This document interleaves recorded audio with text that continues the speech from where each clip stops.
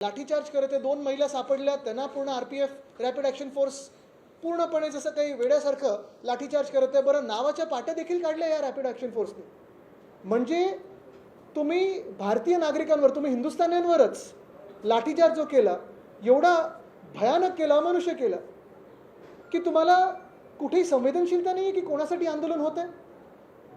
असंच जर आपल्याला आठवत असेल तर शेतकऱ्यांना देखील हेच भाजप सरकार होतं ज्यांनी अर्बन नक्सल, माओवादी, दहशतवादी हे सगळं म्हटलं होतं. त्यांच्यावर टीयर गॅस सोडला होता, त्यांच्यावर तुम्ही पाहिलं असेल गोळ्या मारल्या होत्या. तसंच काल हेच झालं दृश्य. 19 तारखेला मुंबईत आमचं एक मोठं गॅदरिंग झालं, मोर्चा झाला, आणि काल देखील अनेक लोक उत्स्फूर्तपणे वेगळ्या वेगळ्या पक्षाचे कोण असतील, कोण संस्थेचे असतील, कोण शिक्षक असतील, कोण विद्यार्थी असतील, काही काही असेच नागरिक रस्त्यावर उतरले होते, शांततापूर्व आंदोलन करत होते. काल चैत्यभूमी इथे देखील शांतपूर्व आंदोलन चालू होतं, शांततापूर्व आंदोलन चालू होतं. आणि तिथून देखील पोलिसांनी जबरदस्ती करून हे ना गाड्यात भरलं आणि वेगळे वेगळे पोलीस स्टेशनला नेलं. कोणी भोईवाड्याला नेलं, कोणी वडाळ्याला नेलं, कोणी दादरला नेलं, कोणी शिवाजी पार्कला नेलं, कोणी माहीमला नेलं. अनेक जण मायनर्स होते आणि इलिगली डिटेंड होते. त्याच्या विरोधात तर आम्ही पुढची जी कारवाई आहे ती करूच, लिगली जी काय करायची ती करू या पोलीस स्टेशनच्या विरोधात.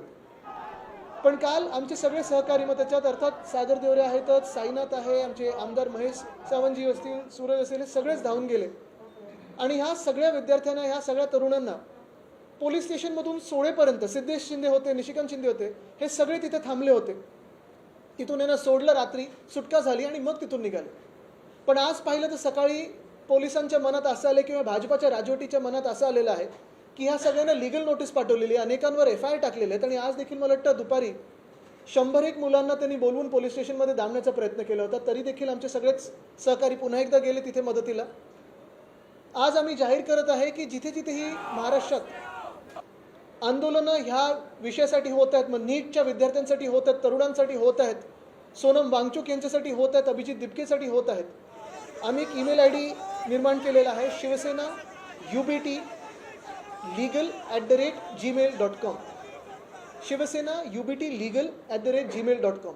आपण सर्वांनी, ज्या कोणी ह्या विषयापुरतं, मग त्याच्यात सोनम वांगचुकचं उपोषण असेल, अभिजित दिपकेचं उपोषण असेल, दिल्लीत जे काल प्रकार घडलेला आहे ते असेल, ह्याच्या विरोधात जे कोणी आंदोलन करते, शांततापूर्व आंदोलन करते, तुम्हाला जर नोटीस आली, तुम्हाला जर FIR टाकली गेली, तर ह्या ईमेल ID वर संपर्क करा. आम्ही तुमच्या सोबत आणि तुमच्यासाठी उभे राहू. असंच मी ह्या राज्यातल्या तमाम पक्षांना, विद्यार्थी संघटनेना आणि खास करून ॲडव्होकेट्सना अपील करत आहे की आपण सगळ्यांनी ह्याच्यात एकत्र येणं गरजेचं आहे. मी सगळ्या ॲडव्होकेट्सना हीच विनंती करत आहे की आपण ह्या देशासाठी ह्या तरुणांच्या केसेस प्रो बोनो म्हणजे फ्री ऑफ कॉस्ट घेऊन लढणं गरजेचं आहे. ज्यांना ज्यांना वाटत असेल, ज्यांना ज्यांना संवेदनशीलता असेल, ज्यांना वाटत असेल की नाही मी सोनम वांगचुक यांच्यासोबत उभं राहिलं पाहिजे, माझ्या देशासोबत उभं राहिलं पाहिजे, देशद्रोही भाजपच्या विरोधात उभं राहिलं पाहिजे, त्यांनी पुढे येऊन आमच्यासोबत संपर्क साधून ह्या मुलांना, मुलींना, युवा युवतींना किंवा जे कोणी आंदोलन करते आहेत त्यांना साथ देणं ही गरजेची आहे. आपण पाहिलं असेल गेल्या 2-4 दिवसामध्ये जी आंदोलनं झाली त्याचा जो काही पडसाद आहे बाहेर पण उमटत आहे. लंडनमध्ये चांगलं आंदोलन झालं, तिथे पीसफुल गॅदरिंग तिकडच्या सरकारने मान्य केलं, करू दिलं तिथे आंदोलन.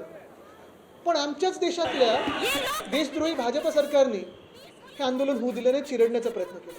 नेदरलँड्समध्ये तसंच आंदोलन झालं. जगभरात अनेक ठिकाणी भारतीय जे आपले आहेत, हिंदुस्थानी जो डायस्पोरा, जे मोदी साहेब त्यांना भेटत असतात सतत, हे येऊन तिथे आंदोलन करतायत, शांततापूर्व होतंय, कुठेही काही त्रास नाही आहे, तिकडच्या लोकांना त्रास नाही आहे. पण इथे तरुणांसाठी कोणी लढत असेल, इथे कोणी शिक्षणासाठी लढत असेल तर भाजपला हा त्रास होतो. आणि ह्या गेल्या 20 दिवसामध्ये आपण अजून एक गोष्ट पाहिली असेल, अनेक विद्यार्थी संघटना आपापल्या परीने ह्याच्यात आंदोलनं करत आहेत. मग युवा सेना करत आहे, NSUI करत आहे, इतर सगळ्या ज्या विद्यार्थी संघटना आहेत त्या रस्त्यावर उतरल्यात. फक्त एक विद्यार्थी संघटना गायब आहे. ती नुसतं कॉलेजमध्ये मारामारी करायला, दमदाटी करायला, घुसून कोणाला ते ठोकायला जातं, पण विद्यार्थ्यांचा प्रश्न असला तर जात नाही. म्हणजे तुम्ही पाहिलं असेल तर खरं तसं भाजपच्या आत्ताच्या नेत्यांचं आणि शिक्षणाचा काडी मात्र संबंध नाही आहे. ABVPनी कदाचित बाहेरच्या कॉलेजेसमध्ये म्हणजे परदेशातल्या कॉलेजमध्ये जर स्थापन केलं तर मंत्र्यांची मुलं तरी त्यांना तिथे सापडतील. ABVP इंटरनॅशनल, ABVP विश्वगुरू वगैरे असं काहीतरी करता येईल त्यांना.